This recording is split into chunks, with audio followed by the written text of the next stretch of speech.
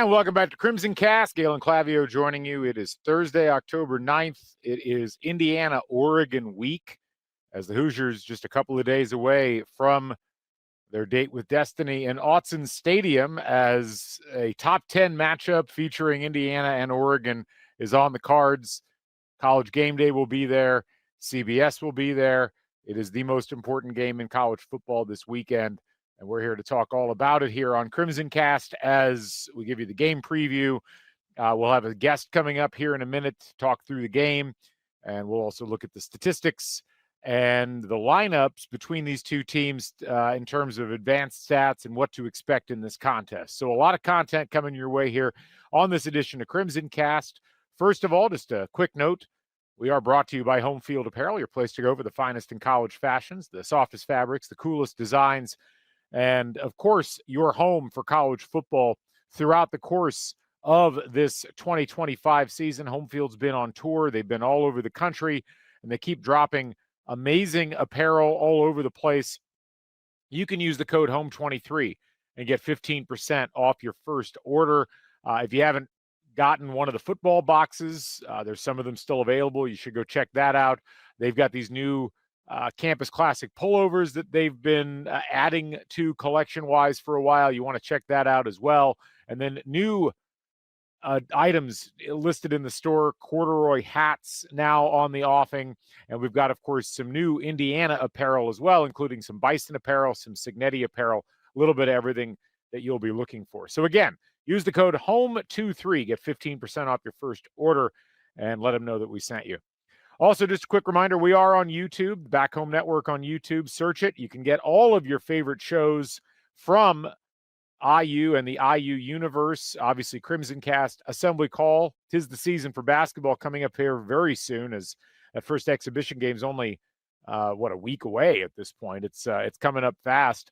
And, of course, Big Red Carpet with Rhett Lewis, who we'll be hearing from later on in this show, talking about IU football every Monday. Sideline stories with Trisha Whitaker and Sidney Parrish. You got the Doing the Work podcast covering IU women's basketball. A little bit of everything on the network.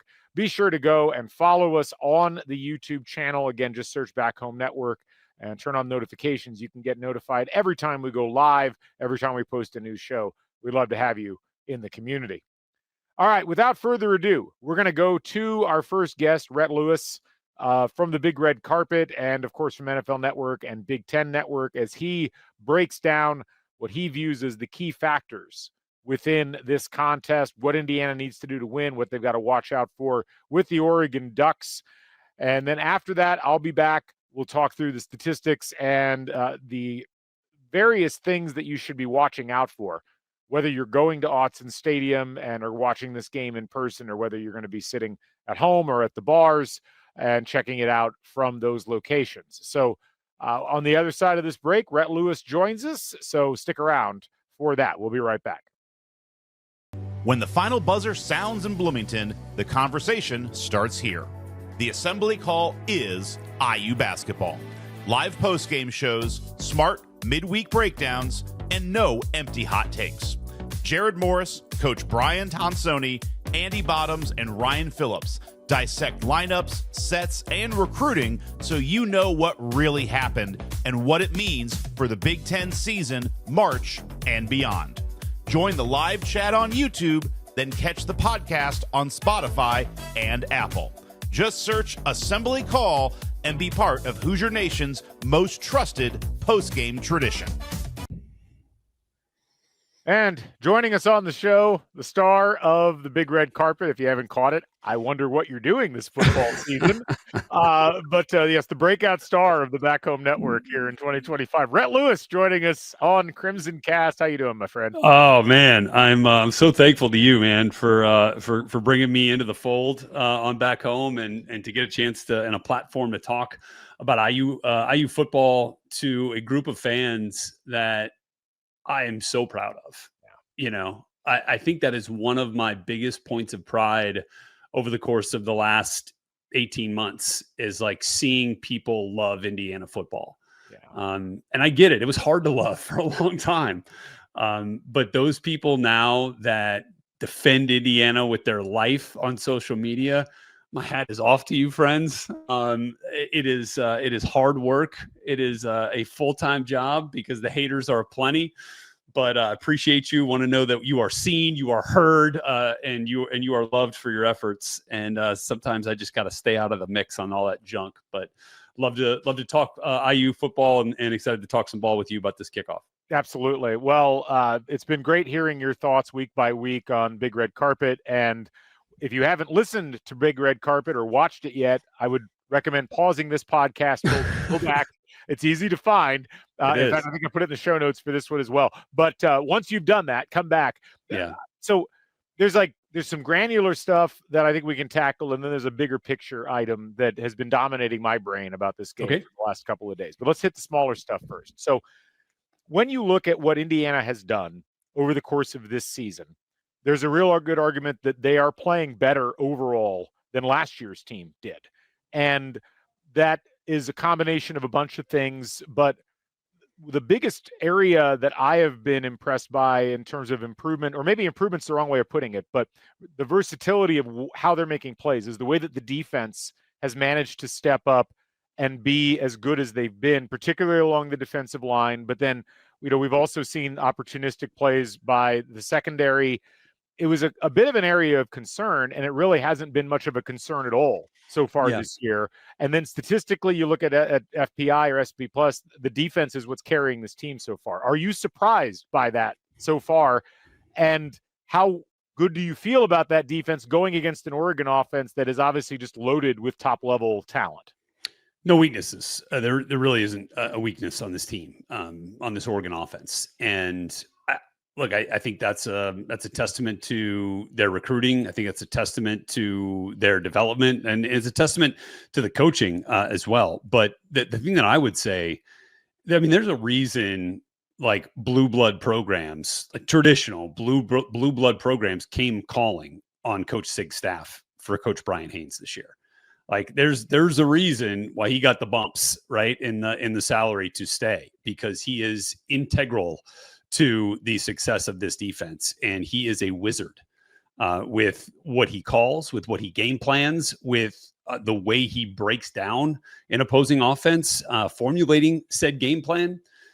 And this will likely be the toughest, if not tied for the toughest task he has had yet, going back to Ohio State a year ago. Ohio State a year ago and this Oregon team are very similar in terms of talent. They don't have the best player in college football this year. That guy still is playing for Ohio State in Jeremiah Smith. So they do have DeCorian Moore, who is, I mentioned it on BRC, like Jeremiah Smith is here in terms of freshman receiving phenoms. DeCorian Moore is like here. It's very close. He is really, really good, and he is the guy on offense for them in the pass game. Kenyon Sadiq, I learned about Kenyon Sadiq, the tight end, when I was doing the Big Ten Network broadcast of Oregon's opener last year against Idaho.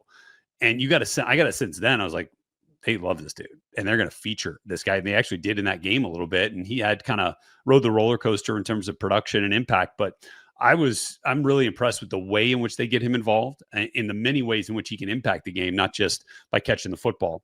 I gotta, like, the running back room is maybe not quite as potent as it, although they're true freshmen averaging 10 yards a carry. So, take that with a grain of salt, right? He's talented.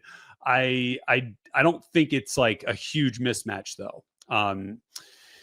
Getting D'Angelo Pons back, as Coach Signetti seemed to think, pretty strongly, to say it publicly, early in the week, I think is massive in this game, because what you saw out there scheme-wise against Iowa was in large part because of D'Angelo Pons' absence. There were, like, as Coach Sig mentioned, there was a red pen or a pencil eraser all over that game plan when Pons went out. He's back in. That gives Bryant Haines the full array of his intellectual football IQ to figure this thing out. I'm really curious to see how Oregon decides to come out and attack. Like, how do they want to influence the game? If I'm them, I'm in 11 personnel, and I'm trying to minimize the opportunities that Indiana has to keep all three linebackers on the field.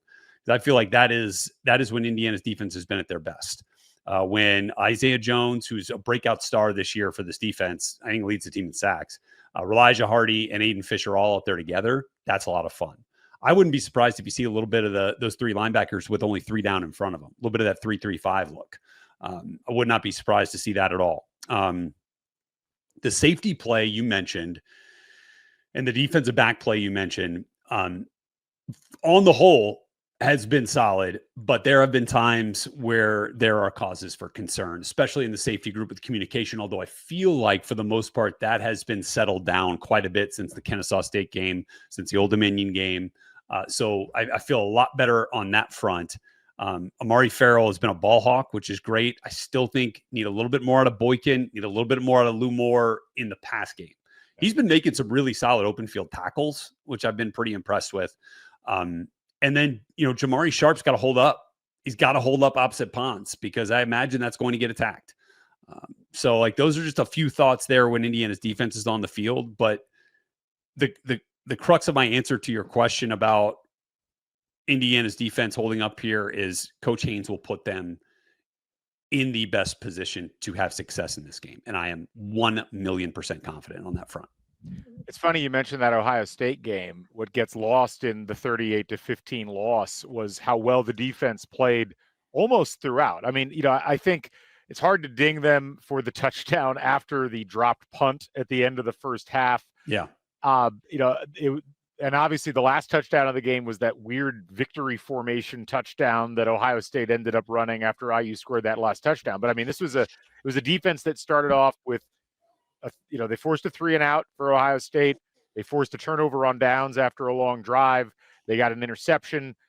They did a lot of things really well in that game. They really only yielded what I would say is about 17 points of actual. That's a great point. Yeah. And so, that's why I was curious what your take on this was. I mean, Oregon's got great athletes. They're really well coached. They're going to find ways to exploit things. But I really do feel like I have a high level of confidence that Indiana's defense can play them, blow for blow throughout the course of this game. But what can't happen, and what happened really in that Ohio State game after the first quarter, was Indiana's offense can't disappear and go 3-and-out. Can't go 3-and-out 5 times. Can't do it. And I mean, there were a lot of reasons. That was an incredibly loud environment. The weather got bad in the second quarter, but those are ultimately excuses because Ohio State was able to continue to execute. And Indiana really, as the game went on, looked like they couldn't handle the moment. Notre Dame was a different flavor of that. But again, the defense actually plays well when you take that 98-yard touchdown out of the equation. Yeah. But this is where I both have confidence in Indiana from a defensive perspective that they're going to know what they can do. They're going to play the game smart. Bryant Haines is going to have them ready. That coaching staff's going to have them ready. What can Indiana's offense do in that environment? How does Fernando Mendoza navigate this? Yeah. And as much as I look back at that Iowa game and I'm thrilled that Indiana figured out a way to make plays at the end and win, the reality is they didn't play well enough throughout the course of that game. Even if you take the 40-yard safety run out of the equation at the end, Indiana only ran, I think, for 3.7 yards per carry, 3.8 yards per carry without that run on the books. That's still not good enough, especially in a game like this. And look, Oregon has given up some rushing yards throughout the course of this. They gave up triple digits against, I think, Oklahoma State and Penn State and Northwestern. But you can't just do it on the ground. You're going to have to put the ball in the air, and that's going to require pass protection from the offensive line. How does this offensive line deal with that, especially the right side of the line, which has had some problems with pressure throughout the course of this season? Yeah, I mean, no question, Khalil, the Iowa game was not Khalil Benson's, Mona Lisa moment. That's for sure. And he can be better, and he has been better this year and in an Indiana uniform. Same goes for Bray Lynch. But everybody wore it a couple of times in that game, save for maybe, I think Carter Smith still played pretty to deal with Tatum Tuioti and Mateo Uiagalelei off the edge, who are, in my opinion, the two best players on this defense. Amari Washington right up there with those two as well in the interior and brings the beef, as Coach Sig mentioned, one of those three guys that they rotate on the interior that weigh 330 pounds or more, which is, heavier than pretty much every Indiana offensive lineman. Not to say that really matters. Like, this is still a strength and technique game too. So like, just the fact that you're a big old dude doesn't mean, a whole lot if you can't use it the proper way, but they do. That's the thing. So I think a couple things. The pressure has got to be better, especially because you can imagine Oregon is going to test you with what you saw on tape from Iowa. Like, have you corrected it? They're going to test you a couple of times and figure, and they probably add a little wrinkle, here or there to see if you can adjust on the fly. The most part, though, is a veteran offensive line. Like, these dudes have seen a lot of stuff, and I can guarantee you they have repped, that all-out pressure, that house splits, the zero, that cover zero pressure, all-out pressure type of look. They have repped that.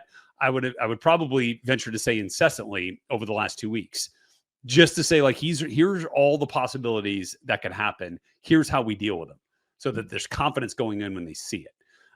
So I don't think that will be as much of a problem, right? Now, that's also on Mike Shanahan and Chandler Whitmer and Coach Bostad to a certain extent, and the running backs, and to create a plan that does not call for Fernando standing back there for 3 seconds trying to, make a play and find an open man. Like, that's why the RPO game has such success. It is quick hitting.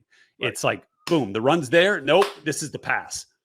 Now, Oregon, as Dan Lanning mentioned this week, sees that. And how are they going to muddy that read?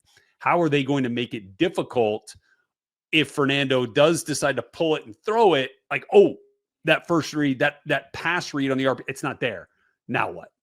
Right? Now you got Mateo Uyunglele bearing down. Right? Now you bring a delayed blitz, and man, he's got a guy in his face, and you get sacked for a big loss. Like, those are things that Indiana has to deal with, and wrinkles that this coaching staff, I have full trust in, based off prior record, that they will figure out and come up with their own, that will be ready to go in that sense. But running the football will be paramount in this game. Weather will be a factor. And neutralizing that rush is a big reason. And that's part of the reason Iowa. It wasn't because they wanted to be conservative. It's like they wanted to slow down that rush and not, subject Fernando to so much of that pressure. Right. Well, and this kind of ties in another question about Fernando specifically. We've seen him make some great throws. We've seen him, I think, developing his RPO read game and figuring out, like, what is the right play to run given what I'm seeing. He got yelled at a little bit by Cignetti earlier in the season for not making those right reads. What have you seen out of him, especially in the Iowa game and the Illinois game? Like, do you feel like he's made sufficient progress to where he can have full command of the offense and the reads of the defense in an environment like this, which is not, it's not just pressure packed, but it's a top 10 matchup, the most important game in college football this weekend? Fernando has mimicked the overall theme that we saw last year from Curtis Rourke, and that he got better every week, right? He got better and better and better, even coming back off the injury, the Michigan State game. And obviously there was a little bit of a dip against Ohio State, but pressure is a big part of that as well. And he was not as well equipped to deal with it as Fernando is with mobility. Yeah. That will get you, that has saved a couple of sacks and will save a couple of sacks in this game, is Fernando's ability to get out of some trouble. Now, the other thing is, I think that the upward trajectory has been more steep for Fernando than it was for Curtis. I think it has gone way up on a very a more steep incline, and I think the ultimate top of the mountain is higher than it was a year ago. And I think we're like getting there. Like we're almost there. Yeah. And so I think that's really exciting, and that's a testament to, again, what Coach Whitmer has done, which Coach Sig has done, his impact on the quarterbacks. And his impact on the game plan and on the way that Coach Shanahan, develops that game plan and cultivates it. So I have been really impressed with Fernando. I mean, that was one of my favorite plays of the whole season was the one where we actually showed it on Big Red Carpet during the Kennesaw game. He goes from full field read to the left side like a windshield wiper. Read one, not there. Slot on the right side, not there. Boom, out to the perimeter on the right side, ball out. EJ Williams. It's a catch and it's a first down. That's pro level stuff. The throws from Iowa were like, I mean, And it's like, have a cigarette and watch it.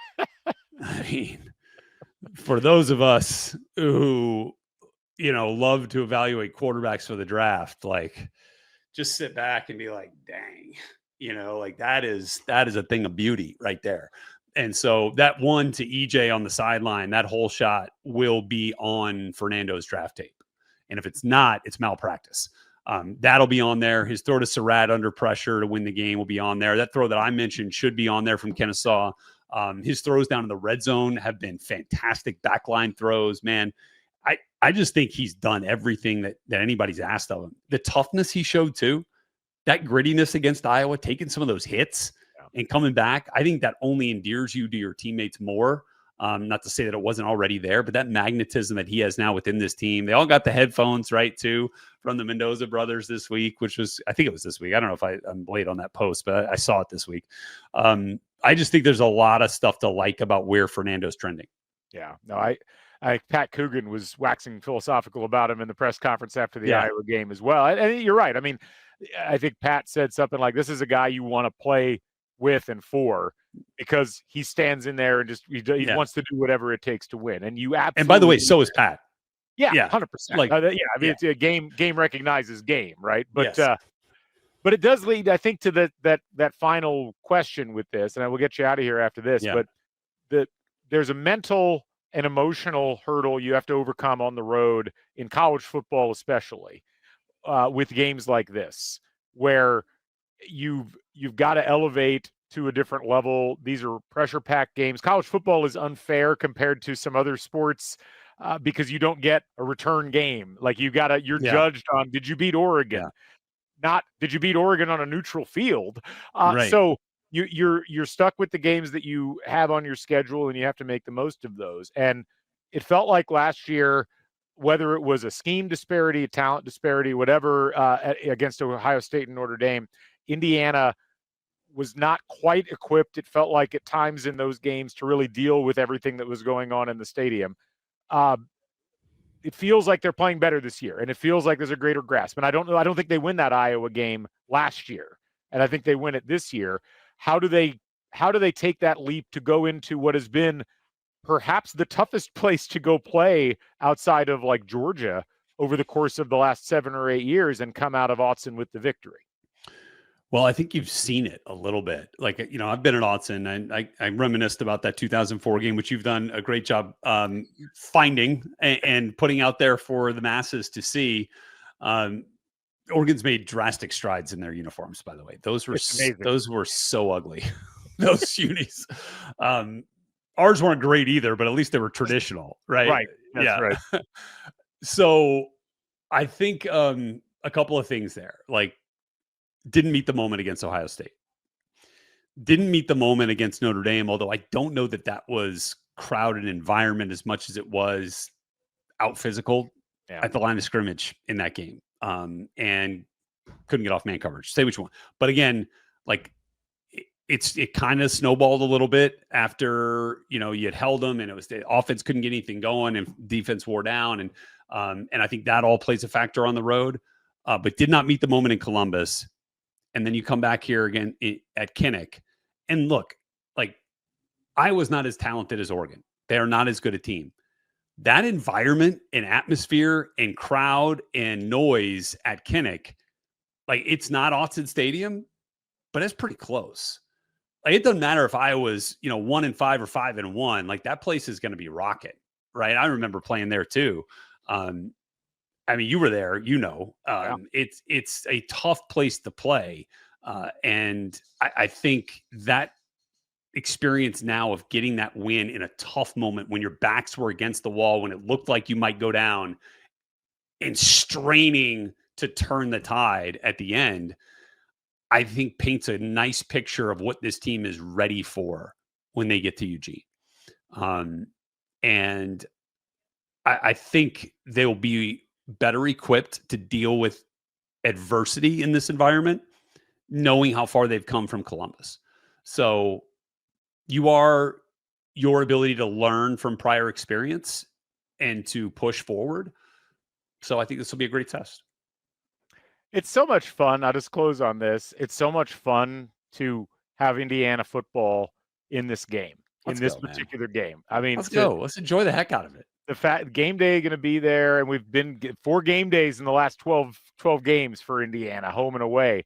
But to be, well, because you got to count Notre Dame in that as well. Was it there for Columbus? Yeah, I was there for Columbus. Yeah. And then it was obviously here for Washington, and so the fourth one in the last 12 or 13 games. Wow. And and the fact that it's Indiana, Oregon. I mean, Oregon's had their arrival on the national scene. Yeah. 2 non-traditional football powers. Oregon's obviously been to a couple national title games, but I just think it's such a thrill that IU football's in this spot.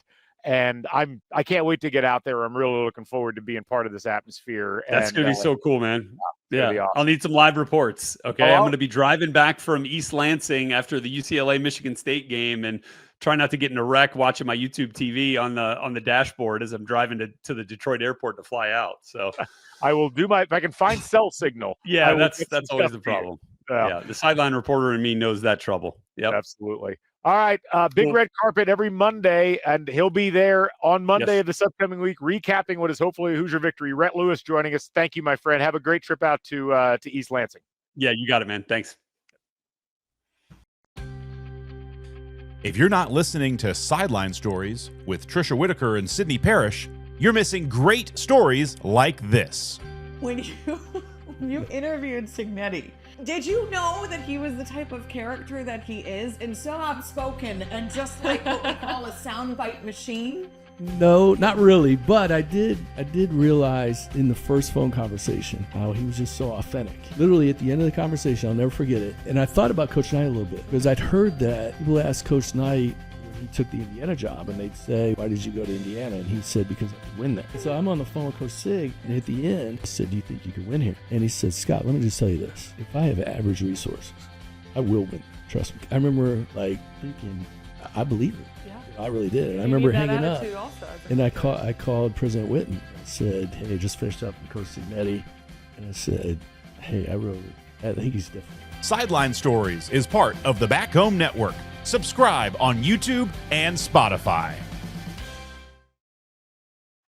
And welcome back to CrimsonCast. Galen Clavio joining you once again. It's time to dive into the numbers. Normally, we'd have Taylor Lehman joining us on the show. Timing didn't work out for both of us to be able to sit down and record something this week, so I'm standing in for Taylor and for myself at the same time. But as always, if you want the numbers behind this segment, you need to go to Bite Sized Bison and check it out. Bite Sized Bison, one of the, if not the most important site for understanding IU football and what's going on under the hood with it. Great breakdowns all the time, great recaps of things, and really expands your knowledge of IU football. So go check out bitesizedbison.substack.com. You can also go to our Substack on CrimsonCast. You can find a link to go to Bite Size Bison right there. Please take advantage of that. And please send Taylor all the love in the world as he does an amazing job with these previews. The Oregon-Indiana preview dropped Wednesday late night. So if you haven't checked it out yet, go check it out now. We're going to talk through some of the various items that we need to think about going into this game. So I'm going to start with the big chart. Most of you are familiar with the big chart. There it is. And this, of course, if you haven't seen this before, is a breakdown of the relative strengths of both of these teams. And what I find fascinating about this chart is, it's a 6-point margin of victory predicted by S&P Plus. A lot of that is home field advantage. And, while there are elements of what Oregon does that are better than Indiana, their overall FPI is a couple of points higher, slightly under 3 points higher. Oregon's second in the country, but Indiana's fourth. And if you look at some of the individual statistical elements, what you can see is that, Oregon tops in S&P Plus, second in offense, and third in defense. Indiana third overall in S&P Plus, seventh in offense, and sixth in defense. Indiana with a little bit small advantage in special teams, but overall, both teams are really good. And I think that that's an important thing to keep in mind. On paper, based upon who they've played, the quality of opponent, and the various elements that go into evaluating games, both of these teams have demonstrated so far with the games that they've played and the way that they've won them, that they're playing as well as anybody in the country and as well as each other. So I think that's an important thing to keep in mind for both groups of fans, is that on paper, at least, this looks like a matchup between two very evenly matched teams. And when we start diving into the individual numbers, I think there's some really fascinating stuff to keep in mind. So before we get to the middle part of the chart, which really lays out the comparisons between the offensive and defensive units, let's look at some of the more isolated statistics that are on either side of the chart. So what's fascinating is that Indiana is actually at a higher offensive success rate than Oregon is for the season. Indiana's 6th in the country in offensive success rate, whereas Oregon is 39th. Now, Oregon's still very good. And you're really, when you're talking about overall percentage, you're talking about a difference of about 3%. So it's not an overwhelming difference, but you're talking about margins, like small statistical margins here, and it does matter. Those extra 3% can come in handy during a game. Similarly, defensively speaking, Indiana slightly better than Oregon in terms of defensive success rate, or in this case, what the defense is allowing the other team's offense to do. But again, both of these teams are very good. Indiana 20th in the country and Oregon 34th. Both of these teams gain a ton of yards. They're both in the top 10 in yards gained per game. They're both very stingy defensively, both of them allowing under 240 yards per game. Both of them score a lot of points. Both of them hold their opponents to not scoring a lot of points. Neither team turns the ball over. The one difference has been Indiana's garnered 2 more turnovers defensively than Oregon has, but neither of them are making a living in terms of turning the opponent over, which really makes their statistical performance all the more impressive when you think about, what you'll see, whether it's college football or the NFL. A lot of times teams will win games above and beyond what their statistical analysis would indicate that they should be doing because of the variability that turnovers introduce. And so one of the things to keep an eye on in this game is, do both teams hang on to the football, or can one defense or the other be advantageous in terms of taking advantage of the other team making a mistake? And I think if this is a game where you've got a bunch of turnovers happening for one team or another, that's clearly going to swing things, because there's not a lot in the statistical profiles that indicates a whole hell of a lot of separation between these two teams. When you look at the individual matchups, let's talk about Indiana's offense versus Oregon's defense first. So Indiana, top 20 in EPA per play, and Oregon's defense also top 20. What's fascinating is that Indiana's success rates, their conversion rates, their line yards per rush, their third down success, these are all like top 10 to top 15 numbers. And Oregon's defense, while it's been good, I mean, you're talking really top 20 to top 40 in a lot of those statistics, Indiana's been elite in many of those categories. And so one of the key things to watch, and one of my keys to the game for this one, is going to be, can Indiana's offense execute at a high level against Oregon's defense? And a lot of this is going to come down to pressure that's being applied, whether Fernando Mendoza is getting pressured in the pocket, whether he has to make quicker decisions. There's been a bunch of statistics that have been published this week indicating that, Mendoza's amazing, like one of the top, if not the top quarterback in the country when he's not under pressure, but that drops significantly when he is under pressure. That's not unusual. You see that a lot, across different quarterbacks, but, his quarterback percentile in FBS when he's under pressure is only 60%. And, that indicates that he has struggled a bit more than, say, Dante Moore, who's at a 92% percentile when he's under pressure. So that's going to be one of the keys to watch. But the flip side of that is also Indiana's rushing attack has demonstrated a lot of success, both in terms of what their running backs have been able to do once they break through the line, but also what their line has been able to do in run blocking so far this season. And, you go down the list, once they got past that Old Dominion game where they curiously struggled with some of the run blocking, they've had 3 games in the green when you look at PFF grades for run blocking. And then that Indiana State game, which obviously very weak competition, but they were gangbusters in that one from a run blocking perspective. On the pass blocking front, Indiana has struggled a bit in the last 2 games. They had a very subpar game against Iowa. They had not nearly as good of a game against Illinois as they had against Old Dominion or Kennesaw State. That is probably the byproduct of playing against better players and better schemes. We'll have to see how they fare in this one as they go up against what is a very good defensive line for Oregon. So that's something to keep in mind. It's not as good of a pass rush as I think some people believe that it is. And you just go back and look, like Oregon really did not get a very good grade in their pass rush against Northwestern. They were pretty mediocre in that category against Oregon State, but they were very good against Oklahoma State and Penn State. So some of that will be the offensive line's play, but some of it will be how well does Oregon play in that phase of the game in this particular one.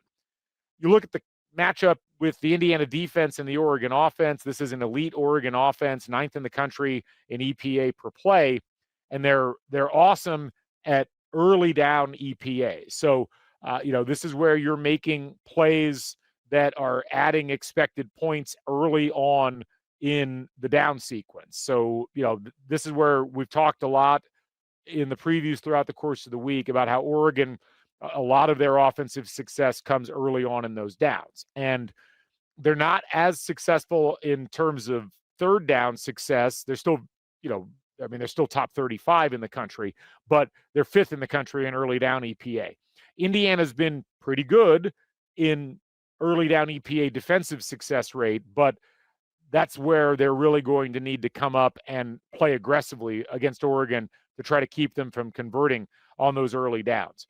Offensive line for Oregon versus defensive line for Indiana, that is a strength versus strength, both in terms of line yards per rush for Oregon and what Indiana's been able to defend there, but also in terms of what's happened in terms of pass blocking. Oregon's pass blocking has been really good throughout the course of the season. They did struggle, comparatively speaking, against Penn State, but still had a 71.7 rating. Indiana's pass rush was really, really good against Illinois. It had an 81.1 aggregate rating there. It wasn't quite as good against Iowa, although a lot of that was due to the way that Iowa was specifically playing against Indiana and their rush. So that'll be another area to keep an eye on. Other things to keep an eye on is EPA per play after the 40-yard line for Oregon. They have been really, really good as they get into opponents' territory, and particularly as they move into the red zone, and they're excellent at conversion rate. Indiana's been great at getting opponents off the field defensively. Oregon's been great at staying on the field and then converting those downs into scores. So, if you're looking for a silver lining for Indiana in terms of defense, it's that Indiana's defense has been elite in terms of stymieing opponents' success in both the passing game and the running game. That's easier said than done, and especially when you're going up against a team like Oregon that's got such a remarkable array of talent.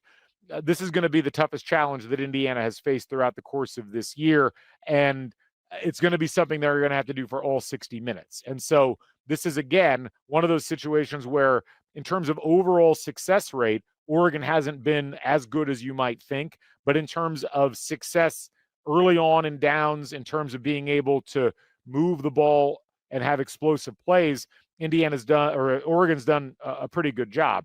And it's the one thing about Indiana's offense, going back to that sticks out like a sore thumb, is the lack of explosive plays. 118th in the country in explosive plays. It is fascinating that Indiana is as good as they are offensively, given the lack of explosion. But as Taylor has talked about many times, if there was a kind of a sub-explosive play category where it's like yardage that doesn't quite count for an explosive play, that's where Indiana has thrived. Indiana loves picking up 6 to 8 yards a down and will do that consistently. So you look across all of these numbers, and again, it paints a picture of a very evenly matched game between two teams that have been very strong in almost all phases of the game. I think Indiana's got a bit of a advantage in the special teams game, especially in terms of kickoffs, in terms of their offensive side of things, so to speak, but also in terms of the punt blocks that have occurred and the pressure that they've gotten. Neither team is what I would say neither team has a kicking game that they are going to lean on heavily. Oregon has been, from what I've been reading, going for it a lot on fourth down because they've got a bit of a shaky situation with the kicker.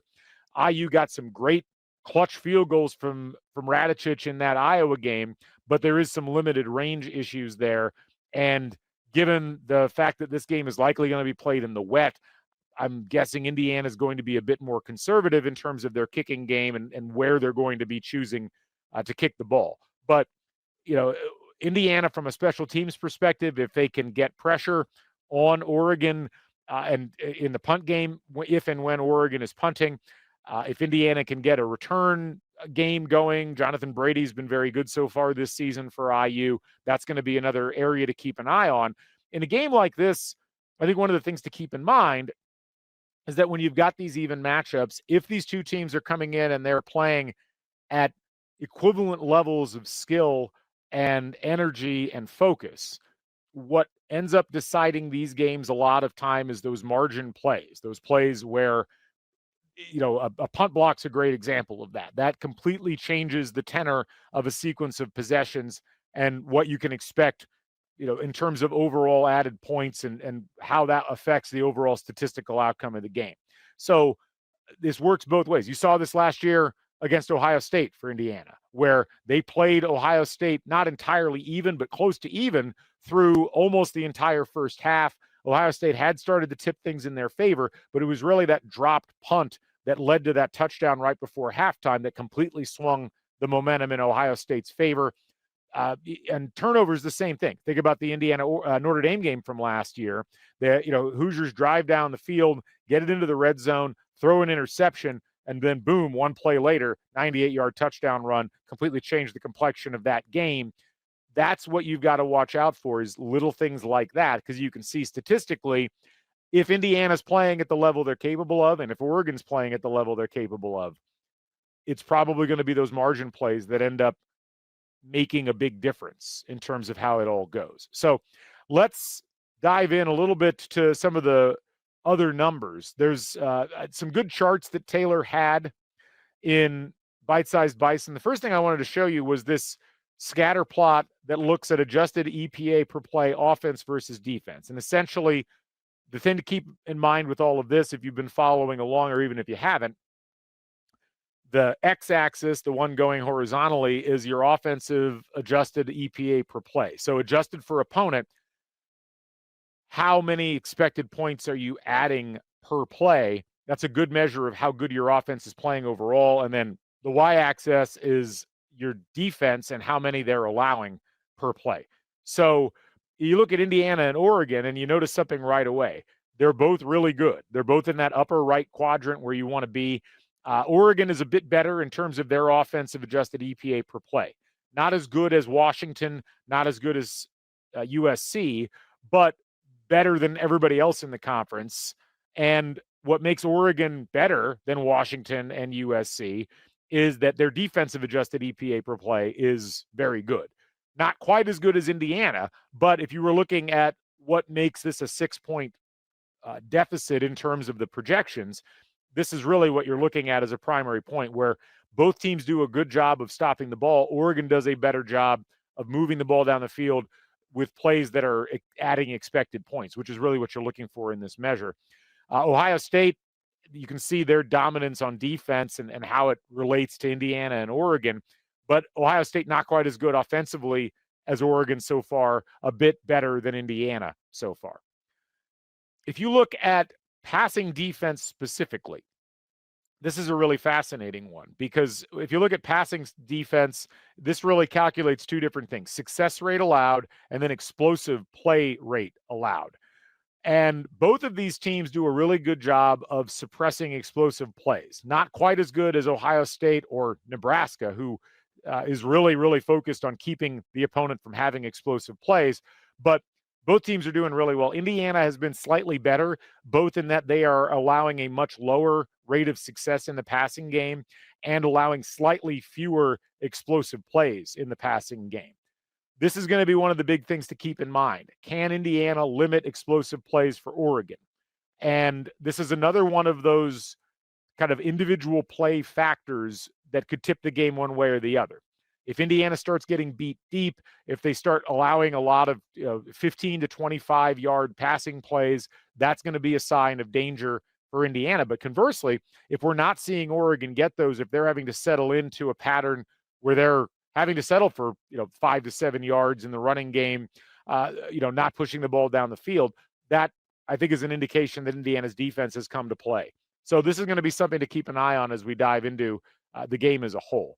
You look at the overall offensive series outcomes, and both of these teams are elite in the Big Ten in terms of what they're able to do.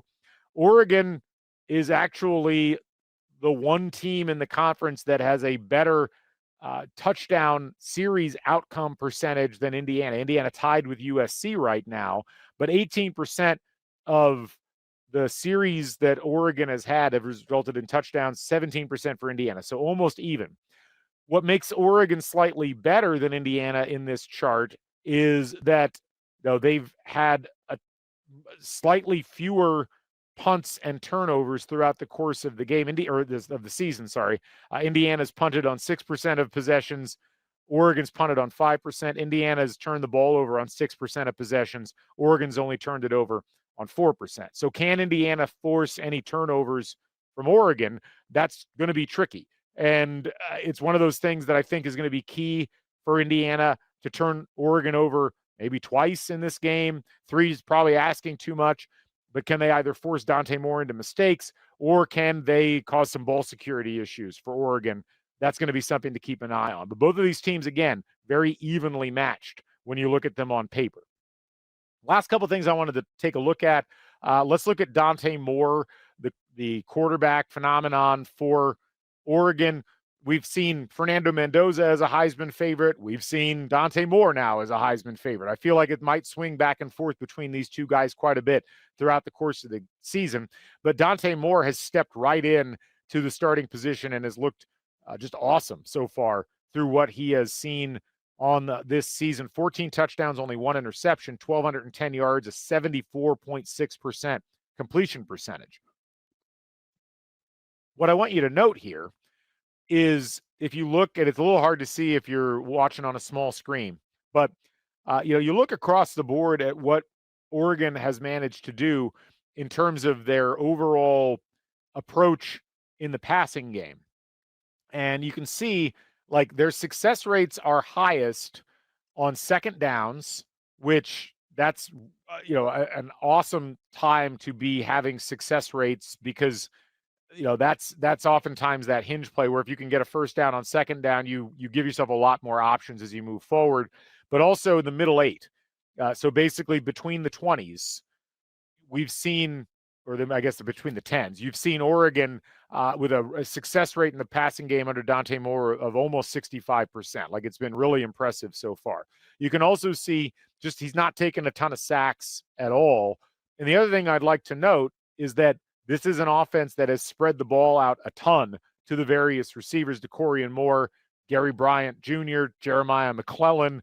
They've all been most targeted in these different phases. And this doesn't even mention Kenyon Sadiq, who, as you heard Rhett Lewis talk about, is a remarkable physical specimen, a really great player, may not be getting targeted enough. DeCorian Moore's gotten the most targets so far for Oregon on the season. And then it's kind of a mishmash there between Benson, Bryant, and Sadiq. So all of these things I think are really important. We also wanted to talk a little bit about blocking grades for Oregon. We've talked about some of Indiana's issues, particularly on the right side of the line. That's going to have to get better. But I think it's important to keep in mind that Oregon's offensive line is not necessarily any better than Indiana's, in that both of them are good. Both of them have some flaws. You can look at what Oregon's got. They've got a ton of career snaps, particularly on the left side and at the center position. Iapani Lalulu is a player that a lot of people look at as being one of the best in the country at their position. There has been some pass blocking issues on the left side of the line. Isaiah World's pass block percentage, according to PFF, is 52%, but he's been a very good run blocker. Dave Iuli at the right guard position has been excellent in pass blocking. The run blocking percentage has not been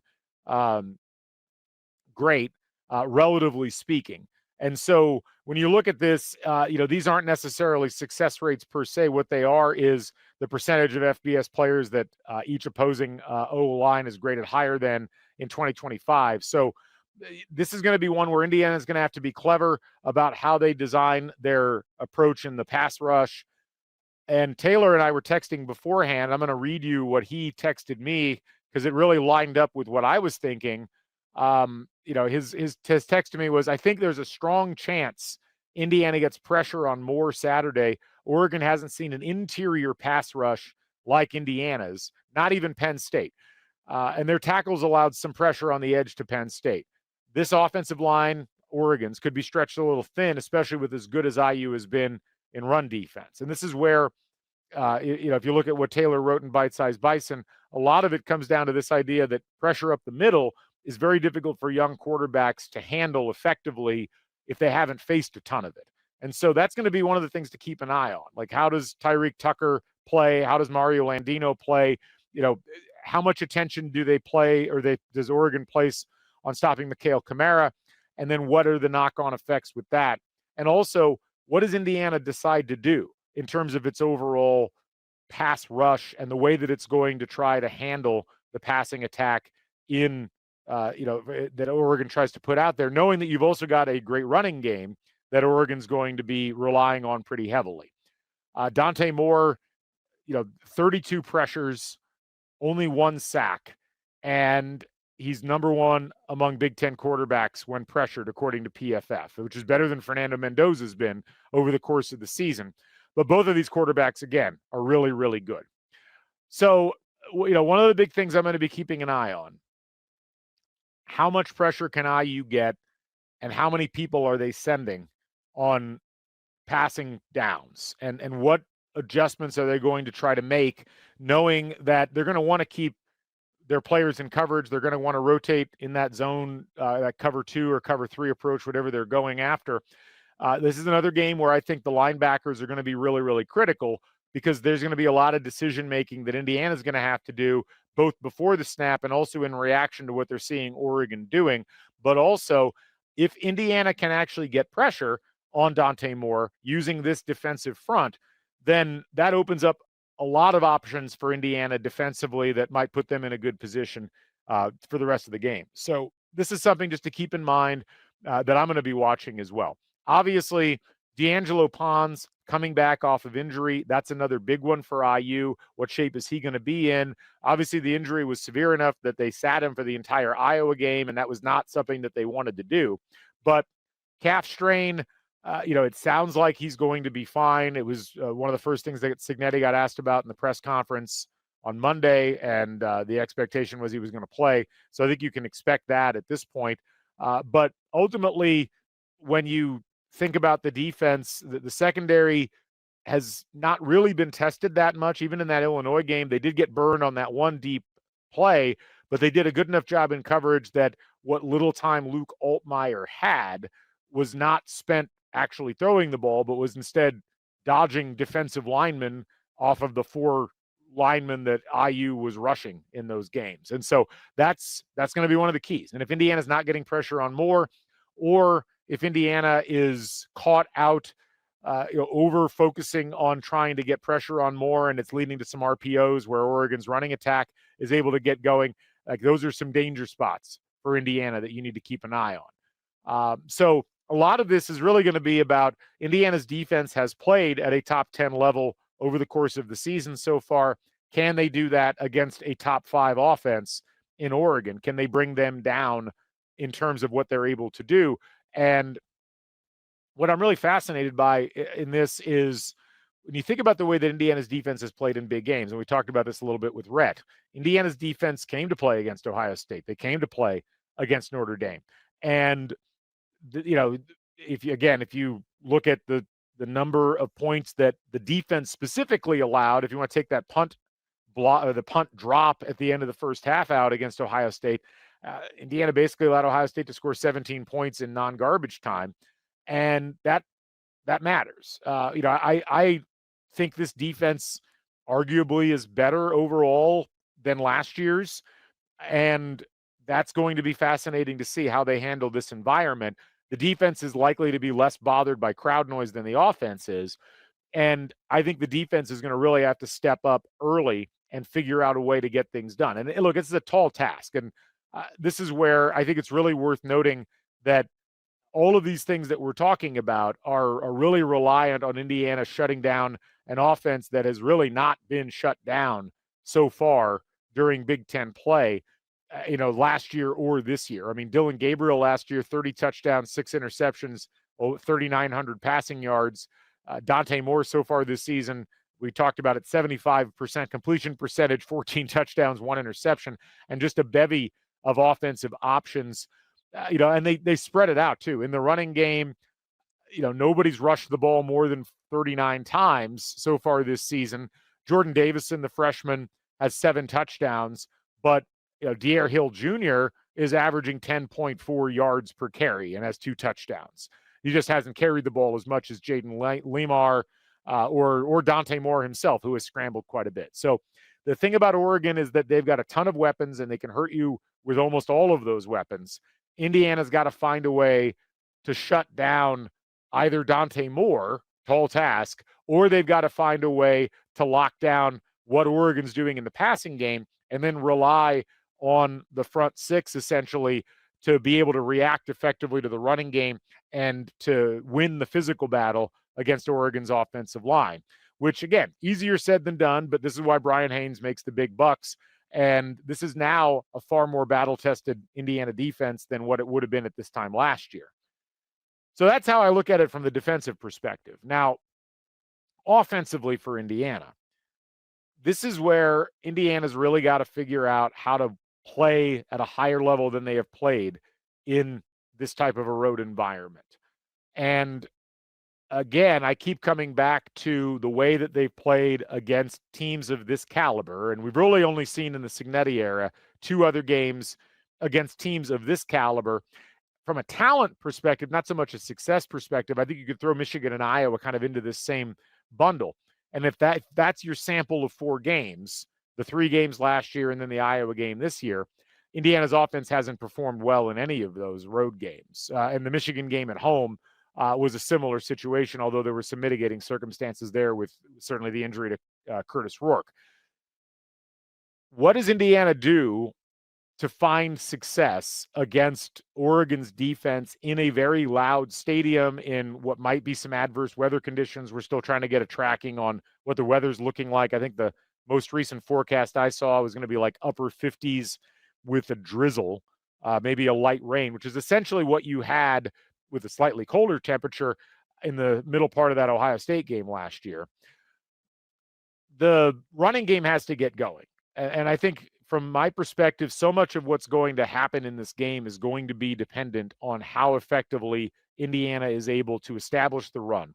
This has got to be where Roman Hemby and where Kalon Black are able to go out there and pick up chunks of yardage and not just take the pressure off of Fernando Mendoza, but also cause the defense to have to account for the run more consistently. And I think ultimately, if Indiana is able to establish the run, that's where I would anticipate the tide could turn early. If Indiana's going out there and they're getting 3 and out on a couple of different occasions, that's going to spell some trouble. But so far on the season, Indiana with 4 300-yard rushing games, and then they hit a brick wall of sorts against Iowa. If you throw that 40-yard loss that Fernando Mendoza had out, I think I said this with Rhett, Indiana had about 145 yards rushing in that game with that taken out. But the reality is that's still under 4 yards a carry, which is significantly lower than what Indiana did in the first 4 games. And if you go back to last season, that mark, that 3.7 to 4 yards per carry average was kind of the line between games where Indiana struggled and games where Indiana didn't struggle. So last year against Maryland, where they struggled for the first half and then opened it up in the second half, Indiana was only at a 3.6 yards per carry average. Against Washington, which was a lesser game largely because Taven Jackson was in at quarterback, Indiana couldn't do as much offensively as I think they'd like to do. They were at 3.6 yards per carry. Michigan State, they kind of had to abandon the run early on, or they chose to at 3.8 yards per carry. They still rushed for 122 yards and 2 touchdowns. But Michigan, 1.4 yards per carry in that game for Indiana. Ohio State, 2 yards per carry in that game. And then against Notre Dame, 2.3 yards per carry. And then you contrast that with the games where Indiana was really impressive offensively. Purdue, they were at 5.3. Nebraska, they were at 6.5. Northwestern, they were at 4.3. UCLA, they were at 4.2. So that's going to be one of the first things I look at halftime of the game. Where is Indiana at in terms of the running attack? How efficient are they being? Are they breaking any big runs? The average is always going to rely on explosive plays. How many plays of 15 yards or more can Indiana get in the running game? Tough to do, not just in terms of the physicality that Oregon brings to the table, but also the style of play that Oregon likes to engage in. The passing attack is another thing altogether. And this is where, when I think about Indiana and I think about how they, where they've struggled at times last year and this year, they can't abandon the pass, and they've got to figure out a way to do so efficiently. And, what was the frustrating thing in that Ohio State game was they did essentially just stop throwing the ball. They were only 8 for 18 total in that game for 68 yards. They threw the ball slightly better against Notre Dame. They were 20 of 34 in that game, which isn't great, but it was at least better. But the yards per attempt in that game was at only 6.3. You have to go back to the Washington game with Taven Jackson when it was a 6.5 average to find a worse margin other than that Ohio State game. So this is where I'm keeping an eye on things. Again, when you look at where Indiana had the most success last year, it was when they were getting up to that 9-10 yards per attempt mark. And, so again, like Maryland was at 11, Northwestern was 11.5, Nebraska was 9.3, Michigan State was 9.1, Michigan was 7.4, but again, Indiana didn't throw the ball that much in that game. Only 28 passes in that one. And then against Purdue, 11.3. So Elijah Surratt, big target. There seems to be some comfort there with Fernando Mendoza in terms of being able to throw the ball to him, knowing where he can get it to him. But I think Omar Cooper is going to be a really big piece of the puzzle. And EJ Williams and his speed on the outside, as we saw in that throw that's been repeated 1,000 times down the sideline, like those are the guys that are going to spring some things. And this is also where I would really love to see IU try to work Riley Nowakowski into the passing game a little bit more than they have up to this point. So far on the season, Nowakowski only 5 catches. I don't have his target numbers in front of me. But the passing has really been concentrated around Surratt, Cooper, and Williams. 31 catches for Surratt, 22 for Cooper, and then 14 for EJ Williams. And obviously, Indiana is going to rely on the guys that are the playmakers. And I mean, why wouldn't you throw to Surratt and Cooper? But Oregon knows that as well. So to me, how effectively can they integrate EJ, Riley, Nowakowski, and one other person into the passing game? Because I think Oregon is going to do their best to take away the best players that Indiana's got offensively and make Indiana try to do underneath things. They're going to try to get a lot of pressure on Mendoza, which means you're going to need to do some underneath work. You're going to have to move the ball more slowly, at least until you can establish the running game to the point where Oregon can't sell out in the pass rush. And so, again, this is where Roman Hemby, as a running back who can also catch the ball, becomes a really important piece of the puzzle.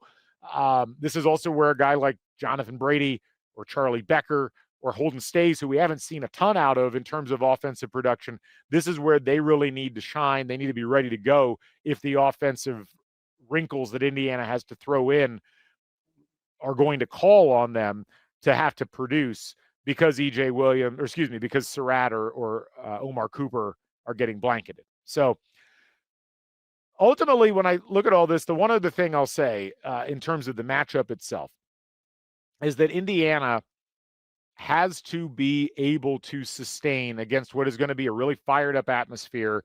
I've been to Autzen before. It's a really cool environment. It's not a tremendously huge stadium, but they do amazing things in terms of the sound and just in terms of the overall atmosphere. It really feels oddly claustrophobic in there at times. And it, especially when it's gray, which is, it feels like a lot of the time in Oregon. I've only been to one game, so this is limited perspective. I will first admit that, but it does kind of feel like the whole thing's closed in on you a little bit. Now, Indiana's been in big environments. They've been in significantly bigger stadiums. They've been in bigger moments, like the college football playoff. So I think they'll be a lot better prepared. And as Rhett said earlier on the show, Kinnick's a hell of a tough place to play. And the way that it's built, it's not like Autzen in terms of the kind of offset seating section, but it's built into the ground. It's very loud. I think it's funny because I've heard a lot of Oregon people kind of poo-pooing the Iowa game or pointing out saying Iowa's not even a good team. It's like, guys, wait till you play there. You may catch them at a time when their season's over, but full-throated Iowa is a really tough place to play, as many teams and many coaches, including Jim Harbaugh, have found out over the years. But that said, there's something to be said for not just playing in a tough stadium, but playing a tough stadium with an opponent that is as good as Oregon is. I have a ton of respect for Oregon. Their coaching staff is really, really, really, really, really good. They know what they're doing. They have created a fortress that has preceded Dan Henning. We talked about this, I think, on one of the earlier shows this week. Oregon has only lost at home 3 times total since the end of the 2016 season. And 2 of those losses came prior to the start of the 2019 season. They lost at home to Washington State in 2017. They lost at home to Stanford in 2018. And then they lost to Michael Penix and the Washington Huskies in 2022. That's it. That's all the home losses that they've had. Ohio State in the same time period has lost more in the horseshoe than Oregon has lost in Autzen. So, one does not simply walk into Autzen and come away with the victory. And I don't think people appreciate like how much of a fortress that has become. And Dan Lanning has carried on that tradition of it being a very, very, very difficult place to play. So this is a real challenge for Indiana. And it'd be a real challenge for anyone. As I'll note, last year, multiple Big Ten teams went into Autzen and could not come away with the victory, including Ohio State, who not only beat Oregon soundly in the Rose Bowl in the CFP quarterfinal, but also won the national title. They went in and lost to Oregon by a point. Really great game. If you haven't had a chance, go back and watch that game because it's informative just in terms of like how a game like this can go if both teams are playing at a really high level. This is for Indiana. This is a really, really fascinating step along the way, not just to getting back to the college football playoff, but to establishing a level of respect for the program amongst neutral observers within college football, within the Big Ten. I don't know that there's a lot of people expecting Indiana to walk in and win this game. In fact, I think pretty much every pick I've seen has been, well, we think Indiana can keep it within 10, but we don't think Indiana is going to go in and win. And I think it's a reasonable perspective. But I think if you're Indiana, if you're Curt Cignetti, this is one of the messages you're selling to your players. And we heard Curt Cignetti talk about his perspective on the Ohio State game, his perspective on the Notre Dame game. And if you listen to him talk about his perspective on the Iowa game, like he was a lot more positive than I think people thought he would be, given the very visible problems that Indiana had at various points in that game. Because I suspect, I don't know this, but I suspect that Cignetti looks at that result at Iowa and says, this is my team slowly coming out of its shell and believing that it belongs in these environments and believing that it can win in these environments. It's not impossible to win in Autzen Stadium. It's very hard. Oregon's a very good team. They have an amazing roster of NFL caliber talent, but Indiana has achieved great things so far, and they put themselves in the national conversation again. Many people are saying they think it's a better team than last year, and statistically, there's a lot of evidence to support that.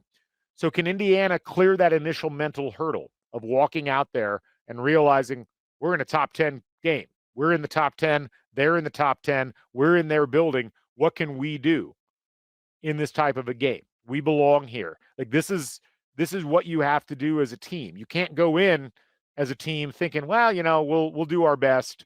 We'll try to make a good appearance. That always ends up in not just failure, but oftentimes ends up in disaster. So, this is going to be a very fascinating thing to watch. If Indiana loses, their season's not over by any means, like their playoff chances aren't over by any means, but they have the opportunity here to really establish a level of respect that Indiana football's never had before. And we've, I think, seen Indiana put the pieces together to where it is plausible that they go in and they win. They're going to have to play the best game that we've seen under Curt Cignetti in both phases. I think the defense is absolutely up to it. I am in still a bit of a wait and see mode as to whether the offense is up to it. As much as it looked like the offense was off to a great start in that Iowa game, they started to find some adversity and they struggled with it for the majority of the game. They deserve a ton of credit for digging in and pulling it out at the end. That's not something I think last year's team would have been capable of doing. But this is a game where you can't afford to take 2 quarters and not do anything offensively. You can't afford, Indiana was a lot of what bought Indiana the time to make that comeback at the end of the Iowa game was that Iowa was not only pretty inept offensively, but by the time the fourth quarter rolled around, they lost their starting quarterback. And that certainly had a negative impact on Iowa's ability to finish things off. That is not going to happen against Oregon. Oregon's going to have all of its pistons firing.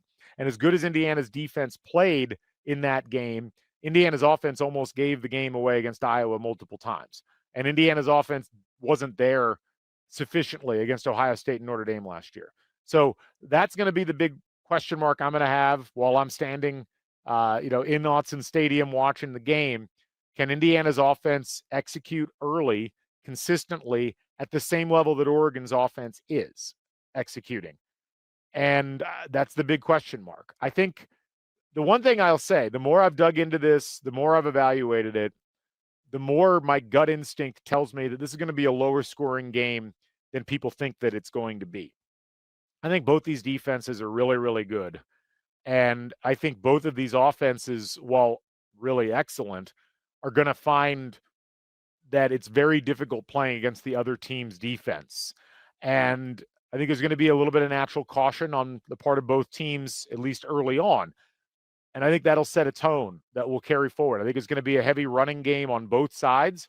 I think teams are going to be opportunistic in terms of when they're throwing the ball. And I think Indiana's success is largely going to hinge on how effectively can they protect Fernando Mendoza and how effectively is Fernando Mendoza reading Oregon at the line and making the right decisions in RPOs, and how effectively can Indiana get the running game going to support the times that Mendoza will need to pass.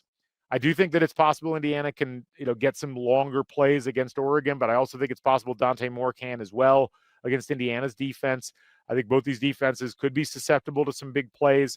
Indiana's going to have to demonstrate they can do that because they haven't done it to the same level that Oregon has this season. But I think both of them are capable. They got the personnel. So that said, I think, I'm picking Oregon in this game by 4.